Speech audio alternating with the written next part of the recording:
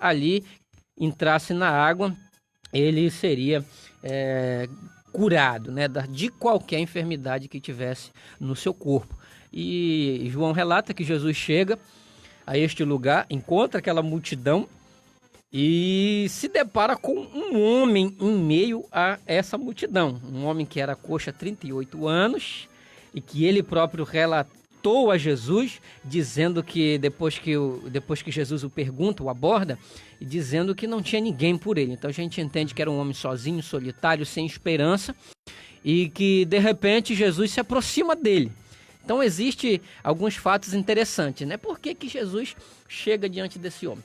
Por que justamente esse coxo que há 38 anos sofria dessa enfermidade, né? E aí a gente começa a se perguntar, o que Jesus queria mostrar com a cura daquele coxo, né? Qual era o objetivo maior de Jesus ao curar e se direcionar justamente àquele coxo, pastor Wellington?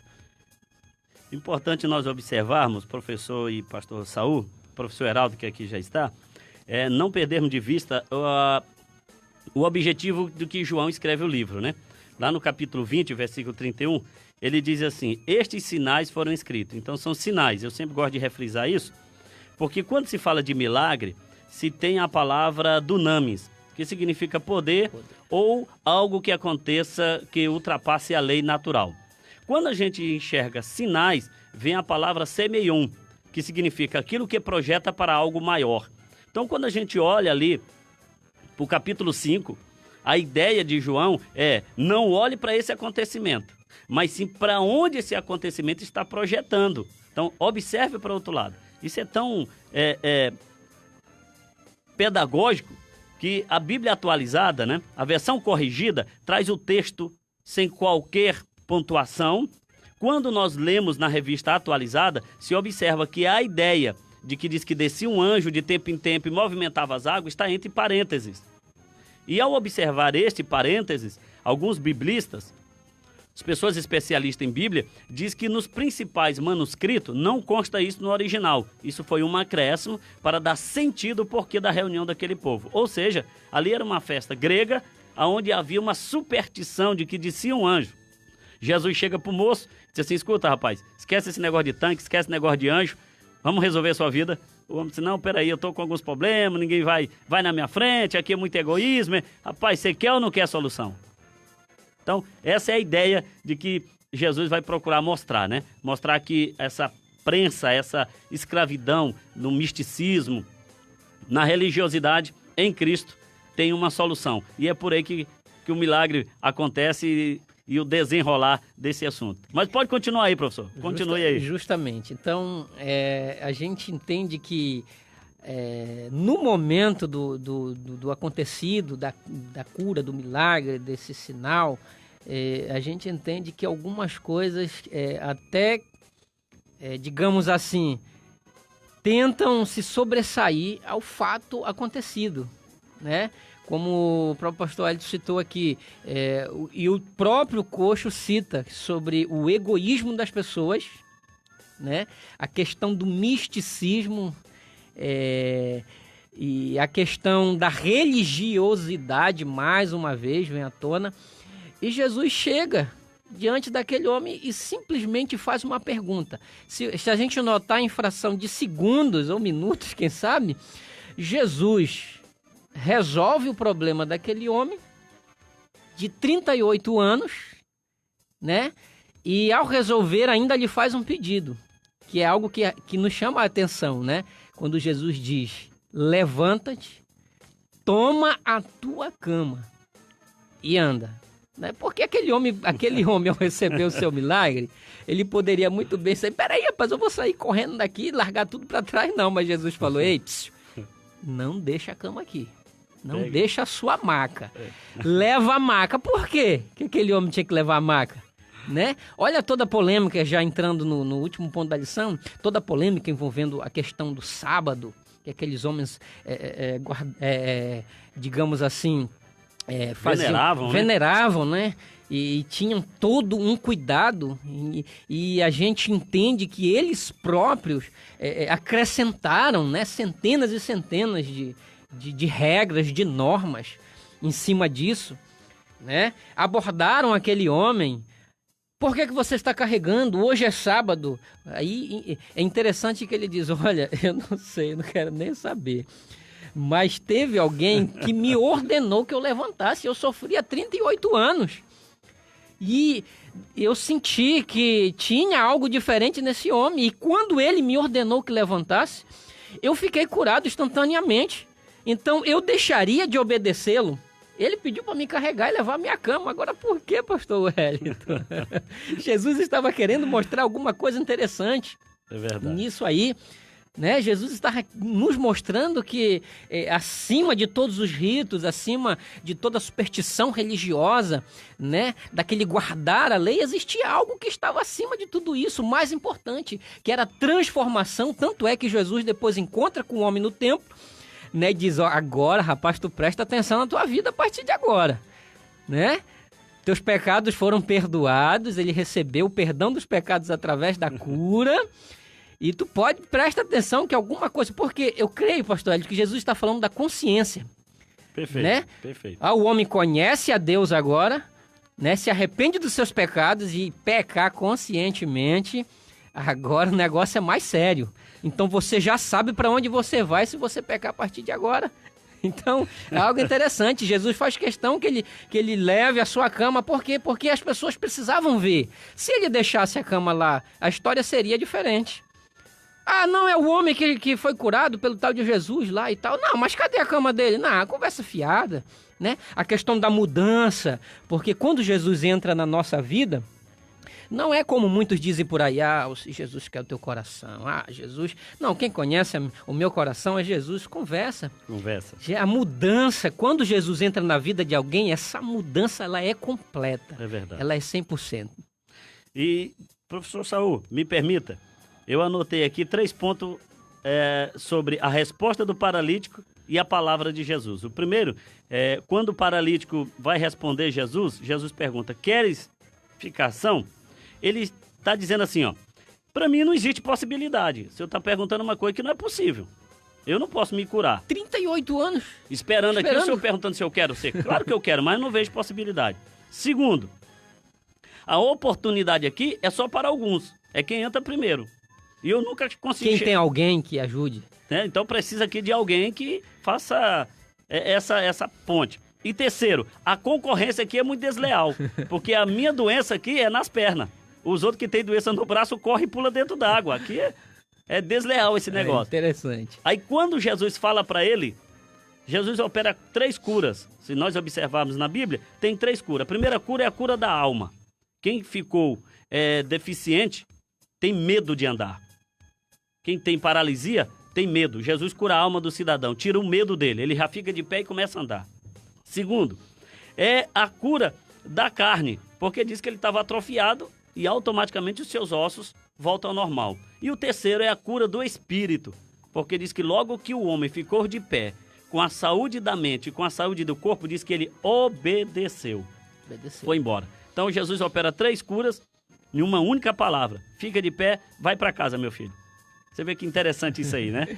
Em pouquíssimo tempo, né? É verdade. E esse foi o assunto do jovem. Esse foi o assunto que nós tratando aí sobre a cura do paralítico de Betesda com o professor e pastor Saul Soares. Nós vamos agora para uma paradinha, mas já retornaremos com o último bloco tratando sobre a revista dos adultos. Rádio Filadélfia. Apoio Cultural. O Crediário Isabelle está cada dia inovando para oferecer o melhor para você, cliente. Você que já é cliente, nas seções de cama, mesa e banho, comprando agora, você só começa a pagar com 60 dias. Estamos trabalhando também com cestas básicas, a mais completa da cidade. No Crediário Isabelle, você encontra o melhor para mobiliar a sua casa. Em breve, a reinauguração do Crediário Isabelle, com um amplo espaço e maior mix de produtos para você, cliente. Crediário Isabelle, tudo em utilidades para a sua casa. Localizado na Avenida Brasília, no Getati. Crediário Isabelle. começa sempre assim. Delicioso, cremoso, gelado e com precinho bom. Já descobriu? Quem já visitou a sorveteria Império dos Sabores sabe que estamos falando do melhor sorvete da cidade. Self-service. Você pode colocar a quantidade que quiser. São mais de 30 sabores, incluindo sabores naturais, açaí, cupuaçu, bacuri, castanha do Pará, maracujá, limão e muito mais. Milkshakes de 300 e 500 ml. Qualidade garantida, atendimento especial, em ambiente agradável e com Wi-Fi grátis. Só na sorveteria Império dos Sabores. Avenida Tancredo Neves, número 2, em frente à Igreja Assembleia de Deus. Filadélfia. Chegou em nossa cidade a dermatologista doutora Rafaela Butikovski Portilho, com serviços de dermatologia clínica, cirúrgica e estética. Na parte clínica dispõe de enxertos, biópsia, mini lifting e pitose palpebral. Estética facial com preenchimento, botox, harmonização facial, fios e bioestimulação. Corporal com intradermoterapia, criolipólise, tratamento para celulites, estrias e tratamento a laser. Atendimento na clínica Medic Físio, Rua Rio de Janeiro, sem número, Vila Permanente. Ligue e agende seu horário pelos telefones 94 98123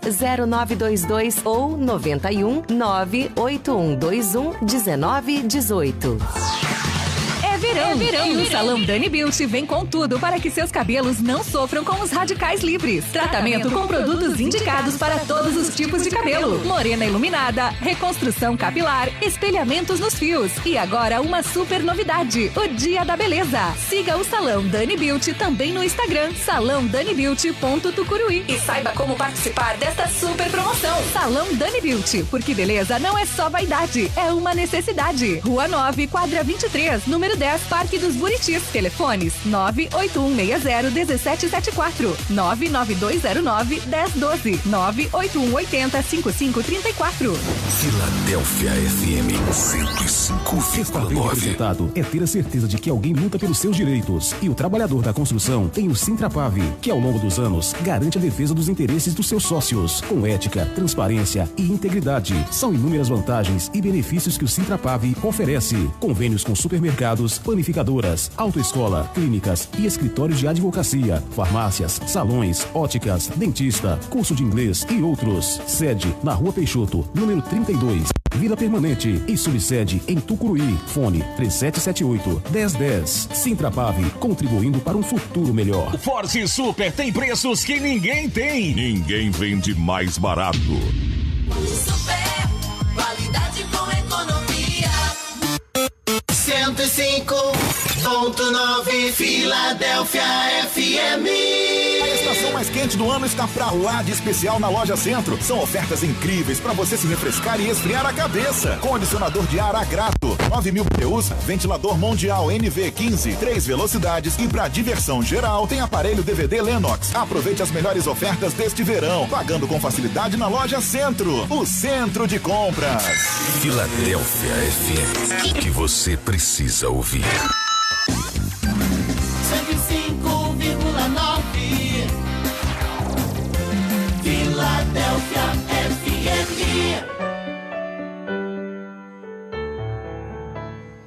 Estamos de volta com o nosso programa da Escola Bíblica Dominical. Esse programa que vai ao ar todos os sábados às 8 horas da manhã, com 2 representações às 15 horas e 22 horas. Já tratamos no primeiro quadro da lição dos juvenis, com o professor Janilson do Espírito Santo. A segundo quadro, tratamos sobre os milagres de Jesus, na revista do Jovem, com o pastor Saul Soares. E agora vamos tratar da revista dos adultos, Adoração e Santidade e Serviço, com o professor Heraldo Costa. Antes de passar aqui o microfone ao professor Heraldo, quero mandar um alô aí a todos os que nos acompanham aí na Caidê, aí na Loja Centro, todos que estão nos acompanhando. Pediram para dar um alô a todos os funcionários aí da Loja Centro. Vamos lá. Professor Heraldo Costa, a paz do Senhor. A paz do Senhor, pastor Wellington, a paz do Senhor, pastor Saul, professor Janilson, missionário Lucas, a todos os nossos amados professores de escola dominical, aos nossos alunos, né, aos nossos assíduos ouvintes do programa EBD no Rádio, todos os sábados nos acompanham. Mandar um alô especial aí também para o irmão Isaac Pereira aqui na Coab. Que Deus abençoe a ele, a irmã Nídia, a sua família, de um modo geral.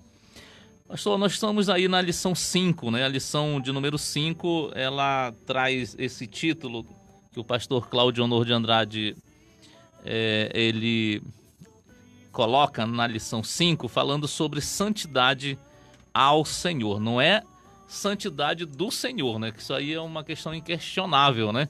Digamos assim. Mas é a santidade direcionada a Ele, né? E a lição no tópico 1 vai tratar de santidade, a marca do povo de Deus. O tópico 2 vai tratar a santidade no ministério levítico, e aí a gente tem a base do texto propriamente do livro que estamos estudando neste trimestre. E o tópico de número 3, ele vem falar de santidade do povo de Deus, fazendo uma extensão não apenas de uma santidade propriamente individualista, né, mas um pouco mais coletiva, se tratando principalmente da santidade de filhos, de esposa, enfim, da família de um modo geral. É um tema pertinente falar sobre essa questão de santidade e é claro, pastor, que a gente não poderia já no início deixar de falar sobre isso, né? Até porque ser santo para nós igreja, né, povo de Deus, nunca significou e na verdade não significa e jamais significará que de nós sermos perfeitos, né, ou infalíveis. Primeira coisa que precisa ser muito bem colocada. E aí eu vou lembrar, pastor, quando Deus, lá em Gênesis capítulo 17, no versículo de número 1, quando Deus ele se direciona a Abraão, né? Lá na parte final do versículo, quando ele diz: eu sou o Senhor Todo-Poderoso, anda na minha presença e ser perfeito, né? Deus, na verdade, ali estava falando nas entrelinhas para Abraão buscar nele, na verdade, ser separado, né? Quando Deus fala, anda na minha presença, ele estava dizendo para Abraão ser separado, né? Ser diferente e até certo ponto o conceito, né, geral de seja santo, né? Porque o ser separado, ele cria essa conotação que precisa ser compreendida. Agora, é preciso ressaltar também, pastor, que quando Deus fala a Abraão ser perfeito, né? Para mim, parece indicar dentro do contexto que andando na presença de Deus, Abraão ele se tornaria, na verdade, pastor, um homem, digamos, mais equilibrado, né? Quando Deus fala, anda na minha presença e ser perfeito, Deus estava não só apenas apontando a fonte, né, dessa maturidade, desse equilíbrio, né, dessa sobriedade, dessa maturidade, mas mostrando de que a partir do momento que o homem anda na presença de Deus, duas coisas vão acontecer. Ele vai se identificar com o próprio Deus, não no sentido de ser Deus, mas pelo caráter, né? E automaticamente ele vai se afastar das coisas do mundo, isso é inevitável. E a lição, por outro lado, ela irá nos lembrar, quem está estudando a lição na sua inteireza durante a semana vai perceber isso, de que a lição ela vai nos lembrar de que a santidade para nós, em relação a Deus, ela aponta para duas situações. Uma, a santidade ela é uma necessidade, e dois, a santidade ela é uma exigência de Deus, né? A santidade ela é necessária, primeiro, para nós nos identificarmos com Cristo, como eu estava mencionando ainda há pouco, né, de forma indireta. E, ao mesmo tempo, ela nos distinguir do mundo. A santidade também é uma exigência por se tratar, na verdade, de um requisito indispensável para chegarmos ao céu. O próprio autor aos Hebreus, lá no capítulo 12, versículo 14, ele é muito claro a respeito disso, né? Quando ele diz, seguir a paz com todos e a santificação. Sem a santificação, ele ressalva, né? Ninguém verá a Deus. Então não está aberto exceção para ninguém. E a leitura bíblica em classe, pastor, que é o texto de Levítico, capítulo de número 20, né, versículo 1 ao 10, ele mostra claramente que esta ordem, ela parte de Deus. Porque o versículo 1 diz assim, falou mais o Senhor a Moisés dizendo. Então, esta exigência de santidade, essa orientação para que o povo seja santo, para que o sacerdote fosse santo, o sumo sacerdote fosse santo, o povo fosse santo, nós fôssemos santos, ela parte de Deus. Não foi Moisés, né, nem Arão, nem seus filhos, que, digamos assim, tiraram da cabeça uma teologia mirabolante para, digamos, manipular os hebreus, né? Nós observamos claramente que Deus ele foi absolutamente taxativo no que ele fala aqui, né? Deus ele foi absolutamente enfático. E só para que a gente feche essa questão da introdução do comentário, pastor, lembrar que quando Deus traz o povo de Israel para o deserto, a gente sabe perfeitamente que Deus ele deu leis, né? E dentro da teologia se classifica pelo menos 2 grupos grandes, digamos, de leis, que são as chamadas leis casuísticas e as chamadas leis apodíticas. As leis casuísticas são aquelas que Deus coloca o condicionante tempo, quando ele diz quando, ou o se. Quando Deus diz assim, se fizeres assim, vai acontecer desse jeito, é condicionante. Ou quando ele usa o temporal, quando ele diz assim, quando fizeres assim, vai acontecer isso. Então são leis casuísticas, leis que Deus deixa na condicional. Se fizer, vai ter, ou se fizer de outro jeito, vai ter a recompensa ao contrário, né? Mas existem leis que Deus deu para a nação de Israel, que são chamadas leis apodíticas. Quais são elas? Aquelas que são inegociáveis. Deus chega taxativamente e diz assim, não é para fazer. Eu não quero que faça, né? Não tem acordo. Deus não abre mão disso, pastor. E dentro da leitura bíblica em classe, como eu falei, esse desejo de Deus para que Israel fosse um povo distinto, separado, santo, fica muito evidente dentro do comentário da lição que a gente vai estar estudando neste final de semana. E ao observar a lição, professor Heraldo, se entende que aqui no capítulo de número 20, Moisés nos coloca as consequências das leis criadas no capítulo 18 e 19. Então, lá no capítulo 18 e 19, Moisés havia listado, vamos dizer, um compêndio de permissividade e de proibições. No capítulo de número 20, ele vem trazendo essas consequências dessas proibições. E quando o comentarista coloca que a santidade do povo de Israel nasce nos lombos de Abrão, a gente tem 2 informações que são extremamente importantes. A primeira está lá em Josué, capítulo 24, que diz que o pai de Abrão era um adorador de deuses. Então, Deus precisava tirar essa base do Abrão. Segundo, nós entendemos lá em Gênesis capítulo 12, que quando o Abrão vai para o Egito, ele chega lá no Egito, por medo de morte, ele praticamente vende a sua esposa. E com isso ele é beneficiado. Então é um outro problema que Deus precisa resolver para poder implantar a santidade no meio de Israel. Porque não há possibilidade de santidade no povo se não houver mudança de conduta, se não houver mudança de comportamento. É isso aí, professor Janilson? Com certeza, pastor. Eu somente gostaria de frisar aqui, pegando aqui esse gancho da fala do professor Heraldo, que é a questão dessa separação de que Deus pega a Israel, que é cercado por vários povos, né, e traz para o deserto, quando tira do Egito, para fazer deles uma nação diferente. O propósito de Deus é que Israel seja diferente em tudo, nos costumes, na lei, em tudo, né? Então, por isso, Deus deu leis que era dele, para que o povo de Israel seguisse essas leis e fosse diferente dos outros povos. Então, contextualizando para nós, pastor, eu penso que a igreja tem esse mesmo... Deus tem esse mesmo propósito com a igreja, fazer a igreja um povo diferente em meio ao mundo em que nós vivemos, de forma que nós não podemos ser outra coisa a não ser aquilo que Deus tem como propósito para nós. Então, existe uma responsabilidade sobre nós.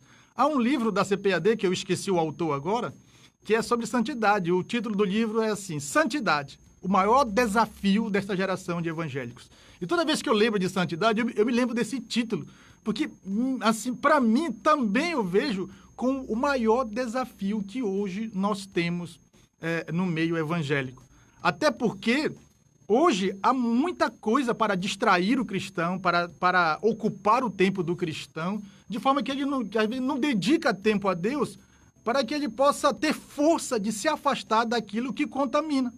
Então, o propósito de Deus era que Israel não se contaminasse com os costumes dos povos que iriam ficar em volta deles, ou que estariam em volta deles, né? E isso é muito significativo, porque ele começa nessa santificação no povo, separando o povo, e ele, através do ministério levítico, vai refletir de forma mais intensa agora essa santificação na pessoa.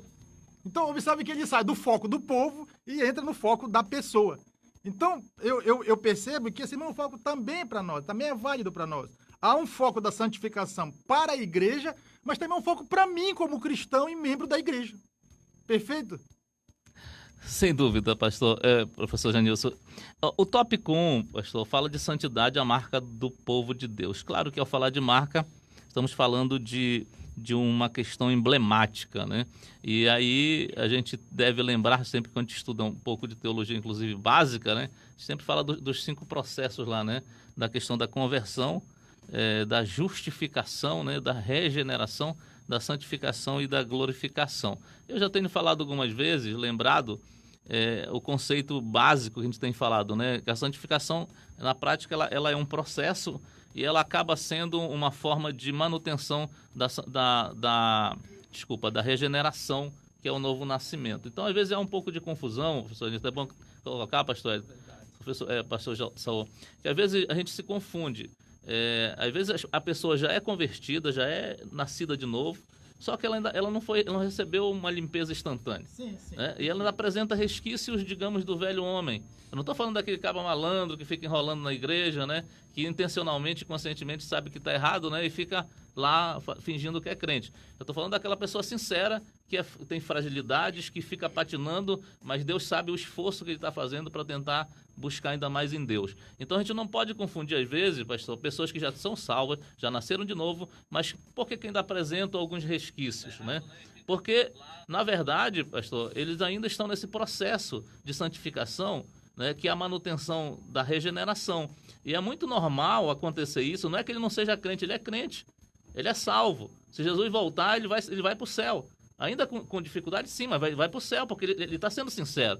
E o Provérbios 4:18, ele é muito claro nisso, dizendo: e a vereda do justo é como a luz da aurora, vai brilhando mais e mais até se tornar dia perfeito, né? Se você vê, por exemplo, a vida de Abraão, ela foi de altos e baixos, como o pastor estava mencionando. Altos e baixos, altos e baixos, altos e baixos, né? E alguém poderia perguntar, mas espera aí, mas Abraão não tinha um chamado? Tinha.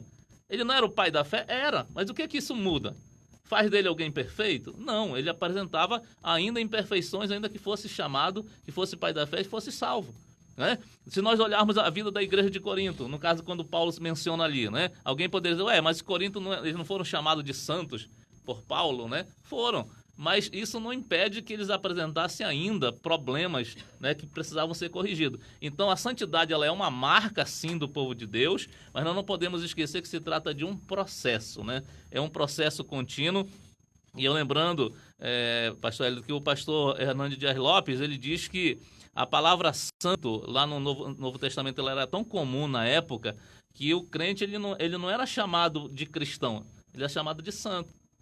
A maioria das vezes que ele era chamado no Novo Testamento, ele era identificado como santo. Tanto é que Paulo muitas vezes se refere à igreja como santo e não como cristão, dada a importância que isso tem, né? E lembrando o William Barclay, né? Ele fala que a palavra santo, né, não significa pessoa sem pecado ou perfeitas, mas separadas do mundo para Deus. Esse é o conceito que a gente precisa ter, né? E o Karl Barth, ele diz assim, pessoas santas são pessoas não santas que, mesmo sendo não santas, foram, entretanto, separadas, reivindicadas e requisitadas por Deus para o seu controle, para o seu uso e para si mesmo, que é santo, né? Isso é muito importante a gente ter em mente.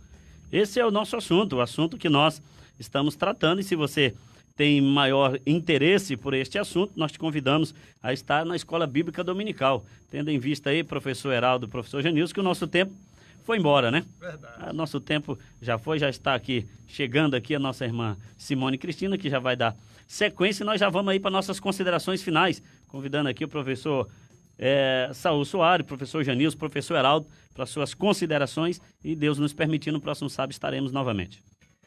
Amém. Quero agradecer a todos, né? Continue sempre aí na audiência desse programa abençoado, que abençoa a sua vida, e participe da Escola Bíblica Dominical todos os domingos a partir das 8 horas da manhã. Como disse o pastor Saul, reforçamos aqui o convite para a nossa Escola Bíblica Dominical em alguma de nossas congregações. Com certeza uma congregação perto de você, que você pode ir e participar da Escola Dominical, e será certamente muito abençoado. Agradecemos a Deus em nome de Jesus. Também agradeço a Deus pela oportunidade de estar junto novamente aqui no programa EBD no Rádio. Nosso convite de sempre, participe da Escola Bíblica Dominical. Fiquem todos na paz do nosso Senhor e Salvador Jesus Cristo. A lição já estudei. Não há um dia tão especial, o dia da escola dominical. Lembro com saudades dos domingos de manhã, a igreja reunida, comunhão entre os irmãos, o sorriso do pastor.